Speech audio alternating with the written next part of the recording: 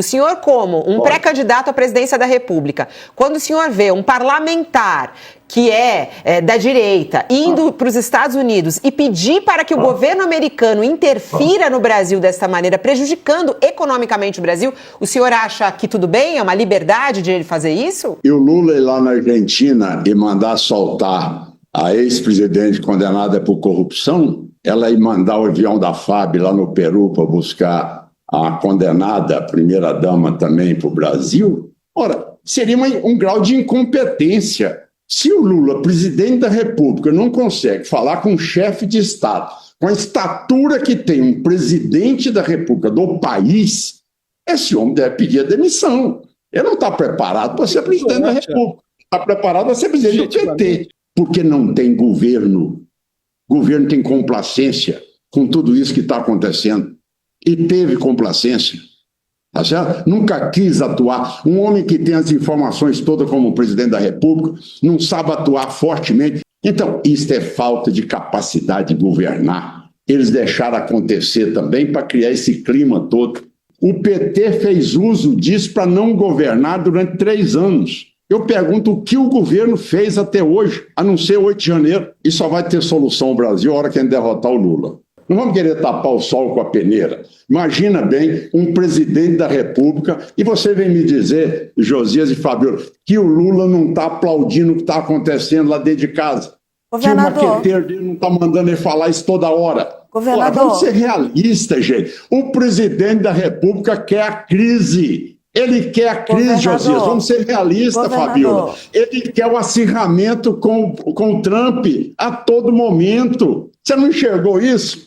É a única maneira, o cara está lá, tá certo? Ele não tem programa de governo. De repente vocês dão publicidade. Não, ele está contra os BBB, as bets, os bancos e os bilionários. Ele é o presidente. Por que ele não faz nada? Agora ele é contra o Trump. Ele é contra o Trump por interesse, da mesma maneira que ele é contra o BBB. Por que ele não toma atitude contra o BBB? Governador. É bet, está na mão dele. Banco está na mão dele, os milionários estão na mão dele. Por que ele não toma decisão? Houve ou não houve tentativa de golpe? Tentativa de golpe? Cadê o chefe do golpe? Governador Ronaldo Caiado dá aula para jornalistas e detona Lula, Haddad e todo o seu governo. Ele fez uma denúncia seríssima aqui sobre o que está acontecendo ali em Brasília, nessa luta, nessa batalha do tarifaço contra o Donald Trump. E agora a verdade vai aparecer. Preste atenção, porque o Ronaldo Caiado tem informações que muitos brasileiros ainda não sabem. E ele, como governador ali de Goiás, pertinho de Brasília, ele vai falar. Olha a omissão desse desgoverno. Agora o Brasil vai saber a verdade. Dá um like nesse vídeo aí. Se você ainda não se inscreveu nesse canal, pessoal, tá perdendo tempo, se inscreva aqui agora. Veja só essa entrevista aí que está bombando, está viralizando pela internet. Milhares de pessoas já assistiram. Confira aí o que falou, o que desabou ali, desabafou Ronaldo Caiado. O que o senhor acha dessa ideia, desse pacote de ajuda às empresas? É uma saída boa para o Brasil diante desse tarifaço, governador? Olha, ele está copiando um pouco aqui de Goiás, né? Eu já implantei todos esses programas, tão logo houve essa notícia, noticiaram esse fato da tributação. Eu imediatamente ampliei o meu programa de plano de equalização da taxa de juros. Semana passada, na B3, nós lançamos também um fundo de direito creditório, que vai girar em torno de mais ou menos 600 milhões de reais para repassar aí numa taxa de juros inferior a todas as taxas de juros do governo, uma taxa que chegará a 10% ao ano, que não tem nenhuma semelhante, e se o quadro agravar, ainda temos ainda um fundo de estabilização econômica do Estado, em torno de 4 bilhões de reais, para a gente poder atender aquelas que realmente sejam penalizadas pelo tarifaço. Então, não só no momento em que fui informado, retornei de uma missão no Japão e imediatamente tomei as providências junto com os empresários no nosso estado de Goiás, fazendo aqui a minha tarefa de casa, tá certo? Então, esse assunto em Goiás nós já avançamos. Agora, sem dúvida alguma, nós estivemos reunidos, sim, em Brasília, e estaremos reunidos novamente amanhã, além dos governadores, os presidentes de partidos, no sentido de dizer, olha, não é possível o presidente Lula, por uma questão intencional e de política partidária, querer antecipar o processo e agredir aí espontaneamente o presidente dos Estados Unidos durante mais de 10 vezes, sem hora alguma querer procurar e buscar o diálogo. Então, isso que é estranho, você não querer buscar o diálogo. Se você vê todas as autoridades, as maiores autoridades e presidentes do G20, todos estão conversando com o presidente Trump. Mas o Xi Jinping já teve com ele, já ligou para ele, parece que 12 vezes. Teve se não me engano, acho que o Poder 360 citou a quantidade de vezes que o Xi Jinping já ligou para o presidente Trump. Então, o que falta no Brasil neste momento é uma capacidade de diálogo, de capacidade de entender que o Lula não é presidente do PT, ele é presidente do Brasil. Desculpe interromper o senhor, mas no caso do Brasil tem uma diferença em relação aos outros países, que é o que o governo brasileiro argumenta, que o Brasil é praticamente um único país onde existe um componente político fortíssimo. Não estamos falando só de tarifa. Aqui, Donald Trump colocou como condição para fazer uma negociação comercial a interferência no processo judicial de Jair Bolsonaro. Ele quer anistia para Jair Bolsonaro. E aí, como é que Lula vai ligar para ele para discutir, argumenta o governo brasileiro, a soberania do país ou o andamento de um processo judicial? Não é diferente do caso da China ou da Índia? Raquel, com todo respeito, Raquel, em que momento chegou a esta situação que você cita? Depois que o Lula o provocou durante mais de 10 vezes, com piadinhas, com agressões espontâneas, querer desdolarizar, querer criar uma nova moeda, tá certo? Querer, ao mesmo tempo, romper acordo com os Estados Unidos, crítica de que ele é um imperador, não foi eleito, na maior vitória que os americanos já deram ao presidente da República. Então, essas coisas todas, tá certo? Isso é aquilo. Provoca. Mas, governador, mas vamos só aos fatos, governador. Ele quer realmente aí se resguardar na condição de tadinho. Governador, mas, por exemplo, vamos aos fatos. A carta do Trump, no abre da carta do Trump, ele fala exatamente sobre o processo de Bolsonaro, né? Que é isso que a Raquel estava falando. Quer dizer, a pressão que vem dos Estados Unidos é para que o governo brasileiro interfira no judiciário brasileiro. O executivo interfira no judiciário brasileiro. Quer dizer, isso faz algum sentido na sua visão? Não, de maneira alguma. Não tem nenhum sentido. Agora, por que o processo deteriorou? Olha, eu sou o maior adversário do Lula, o mais longevo adversário do Lula. Conversei com o Lula desde o primeiro dia que ele ganhou a presidência da República. Não tenho nenhuma dificuldade de falar com ele. Tá certo? Agora, por que ele provocou esta situação? Fabiola, uma coisa importante na vida da gente é a experiência que a gente acumula. Certo? Tá aí o Josias, tá certo? Que sabe que quando o Bush ganhou as eleições nos Estados Unidos, tá certo? Nós tivemos uma reunião no Canadá, o Fernando Henrique nos convidou à época, deputados federais, senadores e tudo. E estava lá exatamente o Hugo Chávez, tá certo? E começou a provocar o Trump, o Bush, entende? Então você nota que isto é uma prática, tá certo? Muito característica da América Latina, certo? Então, desde aquela época, começou essa provocação para aí fazer o que fez na Venezuela. Se você buscar, os fatos se repetem, a história se repete, só que em momentos diferentes. Então, o que o Lula fez foi isso. Tem algum motivo, eu lhe pergunto, tinha algum motivo, Fabio, de um presidente do Brasil que tem o seu maior aliado, que são os Estados Unidos, e simplesmente chegar e se posicionar, ser um imperialista, vem chupar jabuticaba, vou desdolarizar a moeda no mundo. Então, quer dizer, são essas agressões, isso leva a quê? E qual é o objetivo? Aonde ele quer chegar? Agora, você quer discutir a consequência do problema? Não, mas qual é a causa determinante do problema? Isso não pode ser deletado de maneira alguma. Então, essas coisas é que precisam de ser. A narrativa tem que ser na extensão dela, tá certo? Imagina bem, Ronaldo Caiado, o presidente da República, e um deputado sendo mais eficiente do que o presidente, do que o meu Itamaraty, do que toda a estrutura federal de um governo. Por favor, que balança é essa sua? Josias, um deputado federal e um presidente da República. Josias, aí o cidadão quer buscar, olha, você sabe, eu não dou conta, porque lá tem o Eduardo Bolsonaro que está impedindo tudo. Por favor, essas coisas precisam ser dadas o devido valor e o devido peso a cada uma, tá certo? O que não pode é imaginar que apenas ele é que provocou tudo isso.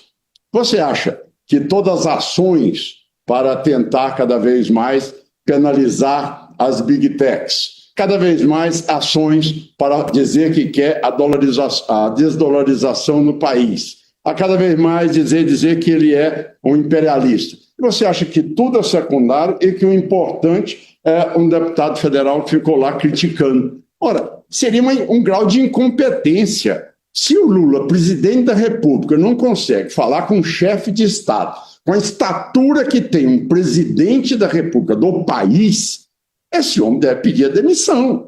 Ele não está preparado para ser presidente da República. Está preparado para ser presidente do PT. Governador, objetivamente, como é que o senhor avalia o trabalho que está sendo feito pelo Eduardo Bolsonaro nos Estados Unidos? Como é que o senhor avalia o comportamento? O problema dele, ele é deputado, ele faz o que ele quiser, ele tem a liberdade de falar. Os meus opositores aqui em Goiás têm liberdade de agir, José. Olha, em primeiro lugar, eu sou candidato a presidente da República, e repito aqui a vocês todos, para que no primeiro dia de presidente da República eu vou assinar a anistia de todos. Em primeiro lugar, tá certo? Eu vou pacificar o país. Em segundo lugar, eu, presidente da República, tá certo? Eu vou entender que terão ali dezenas, eu já fui do parlamento durante 24 anos, já terão ali dezenas de deputados e senadores que farão oposição a mim. Esteja ele no Brasil, esteja ele na França, esteja ele nos Estados Unidos, esteja ele na Austrália, onde quiser, é direito dele. Bom, ele pode fazer o que ele quiser, ele pode ir lá declarar o que ele desejar. Eu não vou guiar o meu governo porque um deputado foi lá falar mal de mim. É direito dele prejudicar as empresas brasileiras, porque assim como alguns estão vendo ele fez isso, né?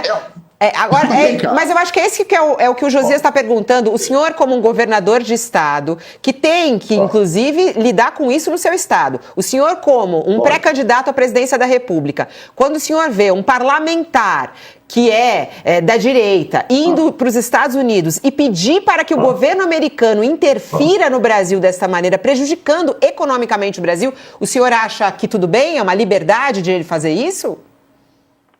E o Lula ir lá na Argentina e mandar soltar a ex-presidente condenada por corrupção, ela ir mandar o avião da FAB lá no Peru para buscar a condenada, a primeira-dama também para o Brasil. Agora vem cá, vamos com todo carinho, Fabiola, com todo carinho. É o seguinte, quando o médico é incompetente, tá certo? A culpa do insucesso é a circulante de sala na cirurgia, entendeu? Então, se você quer buscar, tá certo, uma situação de querer explicar tudo o que está ocorrendo, porque tem a voz de um deputado fora do Brasil, tá certo? E você imaginar que a estrutura de um governo federal e um presidente da República, com toda a estrutura de um Itamaraty, ele não consegue superar este problema, Então esse cidadão não está preparado para governar. Governador, por favor. Vamos botar nos devidos lugares, tá certo? Não vamos achar o culpado, não. O cidadão, a cirurgia foi ruim, o paciente foi a óbito, a culpa não foi do circulante de sala, não. A culpa foi do cirurgião mesmo, tá bom? É isso que a gente tem que ser direto na vida. Governador. Não vamos querer tapar o sol com a peneira. Não vamos querer tapar o sol com a peneira. Imagina bem um presidente da República e você vem me dizer, Josias e Fabiola, que o Lula não está aplaudindo o que está acontecendo lá dentro de casa. Governador. Que o maqueteiro dele não está mandando ele falar isso toda hora. Governador. Vamos ser realistas, gente. O presidente da República quer a crise. Ele quer a crise, Josias. Vamos ser realistas, Fabiola. Ele quer o acirramento com o Trump a todo momento. Você não enxergou isso? É a única maneira, o cara está lá, tá certo? Ele não tem programa de governo. De repente vocês dão publicidade. Não, ele está contra os BBB, as bets, os bancos e os bilionários. Ele é o presidente. Por que ele não faz nada? Agora ele é contra o Trump. Ele é contra o Trump por interesse, da mesma maneira que ele é contra o BBB. Por que ele não toma atitude contra o BBB? Governador. É bet, está na mão dele. Banco está na mão dele. Os bilionários estão na mão dele. Por que ele não toma decisão? O senhor é a favor do fim do foro privilegiado para que os deputados possam escapar do que eles chamam de chantagem do Supremo, ou o que a gente também pode olhar para um outro lado, das garras do Dino? Você nunca me viu me pronunciar contra qualquer decisão no sentido de promover a asepsia, a limpeza, a correção e a combate à corrupção. E sou dos poucos homens no país que, com 40 anos na vida pública, nunca vocês me viram envolvido em bandalheira. Tá certo? Então, da minha parte, tá certo? Eu estou totalmente à disposição a ser investigado por quem quer que seja e comprovar meu patrimônio e de que maneira eu mantenho a minha família. Então, este assunto aí, tá certo? Eu nunca na vida tirei do Congresso, do Supremo Tribunal Federal, as suas prerrogativas. Jamais tirei do Supremo Tribunal Federal as suas prerrogativas. Sou bem claro em relação a isso. Jamais. Sou homem que acredito e acho que nós devemos, sim. E avanço dizendo que um próximo presidente da República, você precisa ter coragem para amanhã insurgir contra o uso indevido dessas emendas impositivas, tá certo? E tem citado isso desde 5 anos atrás que eu comecei meu governo, tá bem? Eu nunca aumentei emenda impositiva no Estado, recebi da maneira que está, tá certo? Faço um controle austero, bloqueio 50% para a saúde e também acompanha a aplicação dos outros restantes por 50%. Então, esse assunto é um assunto que eu acho que, em primeiro lugar, governo tem que governar. Presidencialismo, quem tem que mandar no dinheiro discricionário é ele. Ele é que faz projeto de governo. Ele é que aprovou o projeto de governo. Agora, se tem presidente que tem medo de CPI e fica abrindo as pernas para emenda impositiva de bancada, de comissão individual, isso eu não vou discutir. Agora, se eu for presidente, eu vou saber tratar do assunto como eu sei como eu governo o Estado de Goiás. Mas o senhor é contra ou a favor do fim do foro? Porque o seu partido tende a votar pelo fim do foro privilegiado.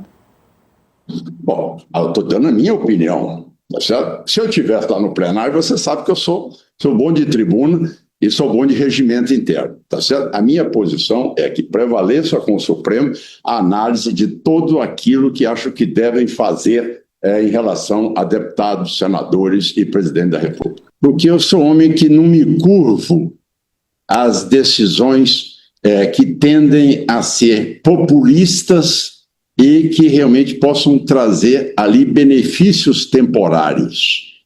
Eu sou um homem que acredita em princípios.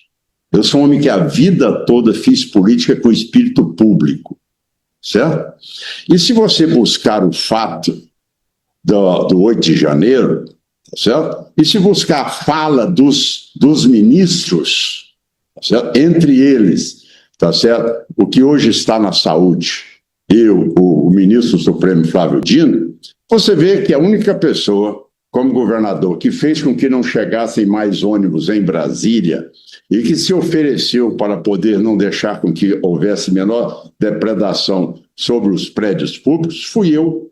Você acha que se eu, presidente da República, Josias, não quero 8 dias, não quero um dia só, eu quero 1 minuto só como presidente da República. Você acha que alguém vai entrar, eu, presidente da República, vai entrar em Brasília e vai quebrar os poderes? Você acha que isso vai acontecer? Não existe hipótese, porque não tem governo. O governo tem complacência com tudo isso que está acontecendo. E teve complacência. Tá certo? Nunca quis atuar. Um homem que tem as informações todas como presidente da República não sabe atuar fortemente e botar as tropas na frente ali do Congresso Nacional e falar ninguém entra um passo para frente. Então, isso é falta de capacidade de governar. Eles deixaram acontecer também para criar esse clima todo. Agora, o que existe é Fauler, da mesma maneira que ele quer agora criar esse clima, tá certo? Ele governou 2 anos com 8 de janeiro. O governador, eu acho... Josias, o que ele fez no governo até hoje que não foi o 8 de janeiro? E por que eu vou fazer anistia? É o que eu disse, eu vou repetir Juscelino Kubitschek. Eu gosto de história. Vou repetir Juscelino Kubitschek. Vou forrear e vou governar, tá certo? É isso aqui a maneira de governar o Brasil. Houve ou não houve tentativa de golpe? Tentativa de golpe? Cadê o chefe do golpe? Hã? Não, governador. Agora, vem cá. O senhor rasga os depoimentos. Não, só para concluir, governador. O senhor ignora os depoimentos dos comandantes militares. Na época de Juscelino Kubitschek, não foi movimento de quebrar a Câmara, o Senado, com pessoas desarmadas, não, Josias. Foi a aeronáutica brasileira, que, baseada em Jacareacanga e Aragarça, ali tentaram a queda do Juscelino. Certo? E ele disse, olha, eu preciso de governar.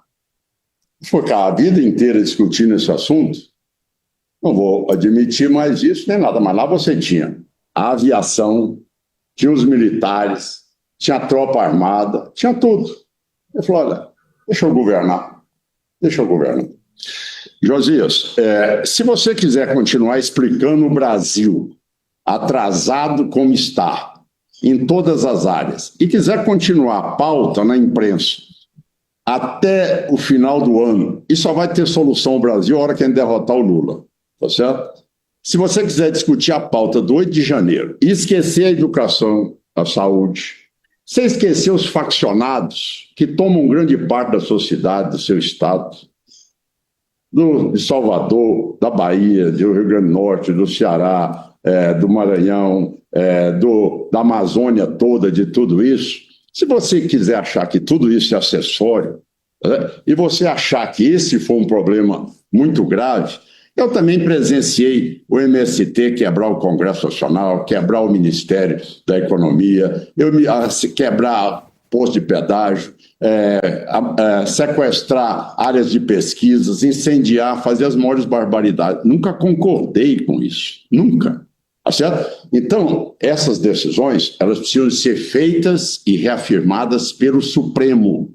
Certo? As minhas críticas, elas foram as decisões monocráticas, não a decisão do Pleno Supremo.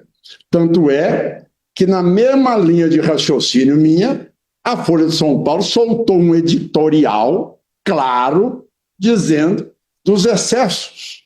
Quando você tem um colegiado, quem pronuncia não é o presidente da Câmara, quem pronuncia se é a pauta de emenda constitucional 308, se é lei complementar 257, se é lei ordinária, maioria simples. Então, é isto que se deve fazer quando se tem um colegiado.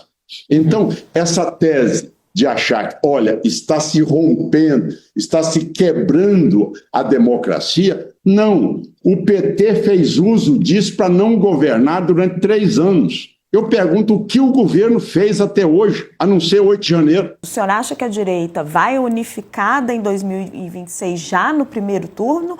Ou o senhor sente uma tendência de ter vários candidatos, inclusive vários governadores, para uma aliança apenas no segundo turno? Como o senhor está vendo o cenário? Exatamente aí naquilo que você alinhou no final da sua pergunta. Ou seja, o primeiro turno, nós teremos aí 3 a 4 candidatos da centro-direita, certo? Que é esperado. E o segundo turno, nós teremos uma total convergência entre todos nós para caminhar com aquele que realmente chegou ao segundo turno. Realmente, eu sempre disse que se houvesse, tá certo, uma candidatura que tem hoje o conhecimento de toda a população brasileira, que é o ex-presidente Bolsonaro, eu disse que teria um ponto de convergência. Tá certo? Afinal de contas, se você colocar na pesquisa as 2 pessoas mais conhecidas no Brasil, Bolsonaro e Lula. Tá certo? Bom, retirando os 2, tá certo? Todos nós somos japoneses. Tá certo? Então, como tal, nós podemos tranquilamente colocar a experiência que cada um tem dentro do prestígio que nós temos nas nossas regiões e ver quem realmente atinge o maior universo no país. Então, essa tese de que pode, fora o ex-presidente da República, ter uma convergência, jamais foi dito por nós, tá certo? Eu deixei muito claro isso. Tanto é que eu repeti no início da minha entrevista que eu serei candidato a presidente da República. Governador, o senhor abriria mão da sua candidatura em nome de alguma outra pessoa para que essa aliança seja ainda mais forte da direita brasileira? Por exemplo, Tarcísio de Freitas ou alguém da família Bolsonaro. O senhor abriria mão da sua candidatura ou não? Não, por um motivo muito simples. Porque tudo que o governo federal quer é um candidato só, não sendo Bolsonaro. Ou você não conhece o PT? Já imaginou bem um candidato só contra o Lula no primeiro turno? É o sonho dele. É o presente que ele quer.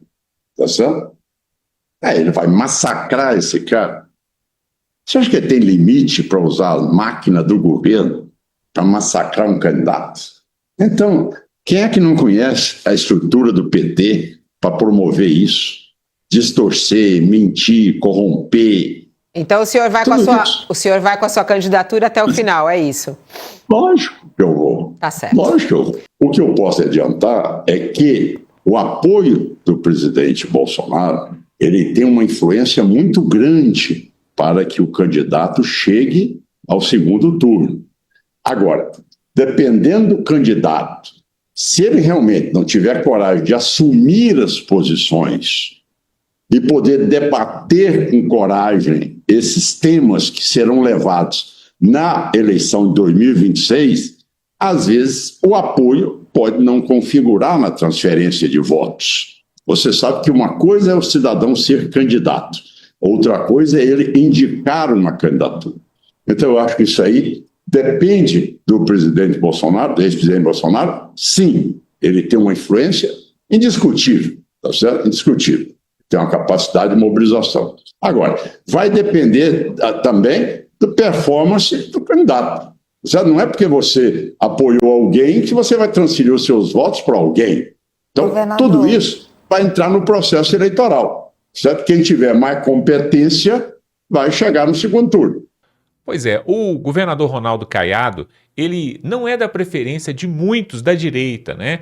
Inclusive, muitos eleitores dizem, né, que nem votariam em Ronaldo Caiado. Porém, nós temos que concordar aqui com algo, pessoal.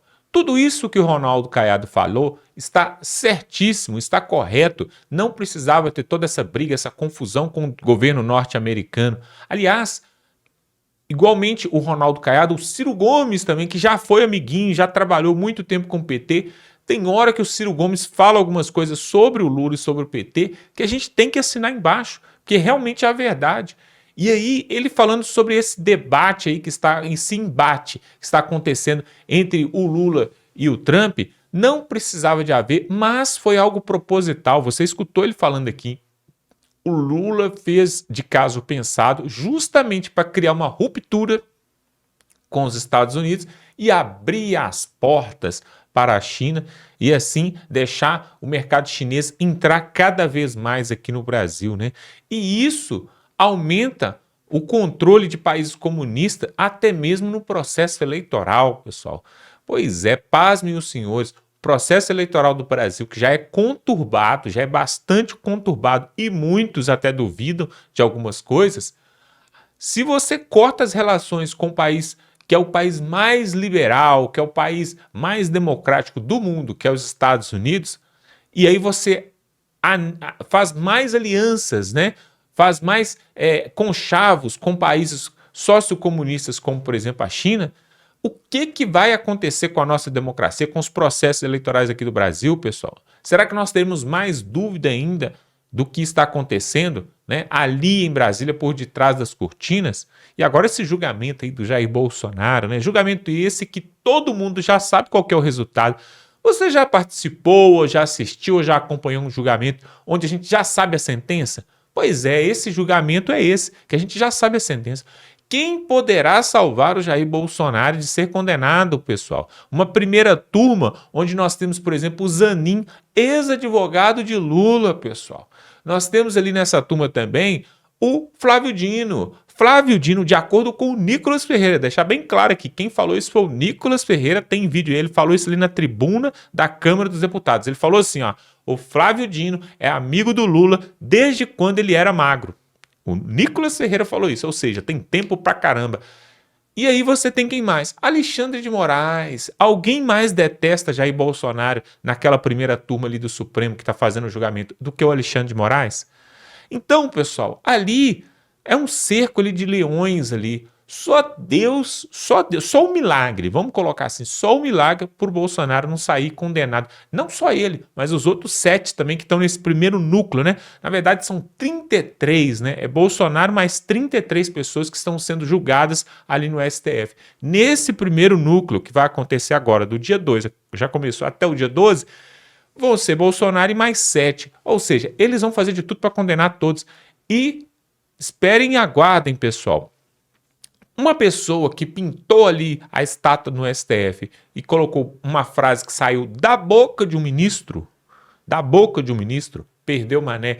Essa pessoa, que é uma mãe de 2 filhos, ela pegou 17 anos de prisão. Outros que estavam somente ali passeando, estavam ali com bandeiras, com camisa do Brasil, também pegaram 12, 14, 15 anos.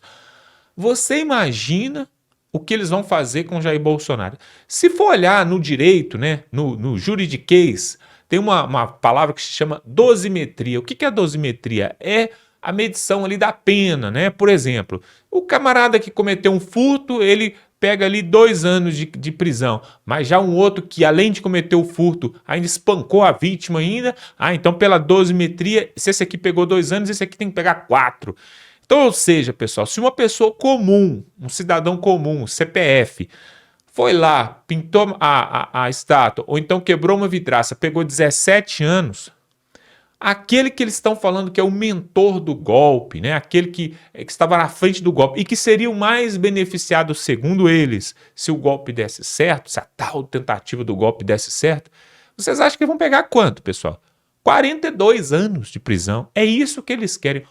Olha o que está para acontecer no Brasil, pessoal. O Lula falou já pela 3ª vez, me parece, ele falou pela 3ª vez, em um dos seus comícios, shows, espetáculos que ele dá aí para multidões de meia dúzia de pessoas.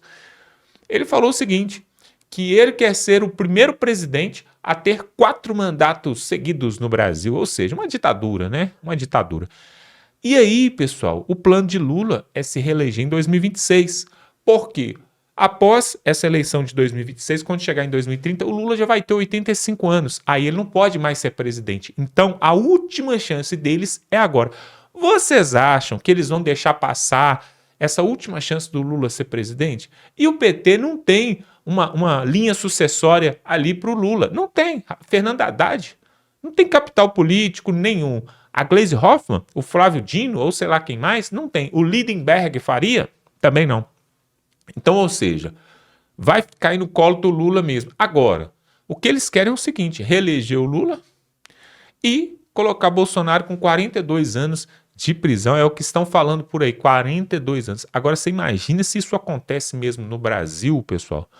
O que mais nós poderemos fazer? A quem nós poderemos recorrer? Por quê? Né? O Trump está fazendo o que pode aí, colocando sanção, tarifaço, bloqueando visto, cancelando visto, e não está adiantando de nada. Não está adiantando de nada. Agora, para terminar, para fechar esse vídeo, pessoal, uma pergunta que inclusive eu coloquei aqui na nossa comunidade, no canal, para vocês responderem aqui. Se Jair Bolsonaro for condenado, como já está escrito, 99,9% de chance disso acontecer, for condenado ali pela primeira turma do STF nesse julgamento do fatídico golpe, se ele for condenado, e aí pegar ali 35, 40 anos de prisão, e aí tem aquela cena, né? O Brasil inteiro já tem aquela cena na cabeça, né? Como aconteceu com Lula. A PF indo lá e a multidão acompanhando ali, a TV transmitindo e prendendo Jair Bolsonaro e levando ele para uma penitenciária, ou talvez para uma delegacia da Polícia Federal, porque é um ex-presidente. Imagine se essa cena acontecer nos próximos dias ou nas próximas semanas. Isso pode acontecer, pessoal, porque o julgamento é rápido. A pergunta que eu quero fazer, eu quero que você responda aqui nos comentários para terminar, pessoal. Se Bolsonaro for condenado e preso, da mesma forma que o Lula foi, vocês acham que o Brasil vai parar? Vocês acham que vai ter paralisação dos caminhoneiros, vai ter povo indo nas ruas, vai ter multidão, o pessoal 24 horas fazendo paralisação, vai ter sindicatos, sei lá, fazendo greve? Vocês acham que vai ter isso, pessoal? Eu quero que vocês coloquem aqui no comentário. Por quê? Até agora, até hoje, o povo brasileiro ainda está pacífico, está ordeiro, está todo mundo trabalhando, casando, viajando, todo mundo cuidando da sua vida, enquanto os presos do 8 de janeiro estão lá, enquanto o Jair Bolsonaro está com a tornozeleira lá na sua casa. Está todo mundo normal, tudo normal. Você acordou hoje, tomou seu café e está fazendo as suas coisas normais. Eu quero saber o seguinte, se o ex-presidente desse Brasil, que foi eleito com mais de 60 milhões de votos lá em 2018 e depois foi retirado da presidência, né, em 2022, se ele agora for preso e eles terminarem de dar o grande golpe que a esquerda quer dar, o Brasil vai parar? Ou o povo vai aceitar pacificamente porque o povo é ordeiro, o povo é pacífico? O que você acha? Coloque aqui nos comentários, já vai se manifestando aqui. A sua opinião é muito importante, pessoal. A sua opinião. Você ainda pode comentar aqui nesse vídeo, pessoal, porque, acredite ou não, pode chegar um dia que você não vai ter essa liberdade, pessoal. Se você duvide, aguarde para ver. Mas você também ainda pode se inscrever num canal de direita, conservador, canal cristão, canal que tem princípios e valores como esse. Se você quiser nos apoiar, é só se inscrever aqui, paga nada, pessoal, totalmente gratuito. Tem pessoas que ficam com medo, mas será que eu vou pagar alguma coisa? Não vai pagar nada, você vai ganhar se inscrevendo aqui, porque nós vamos trazer outros vídeos no decorrer dessa semana e você vai ficar muito bem informado. O YouTube vai mandar para você o vídeo que nós vamos trazer aqui hoje, amanhã, depois da manhã, tá bom? Se inscreve aqui, pessoal, dá aquele like e estamos juntos.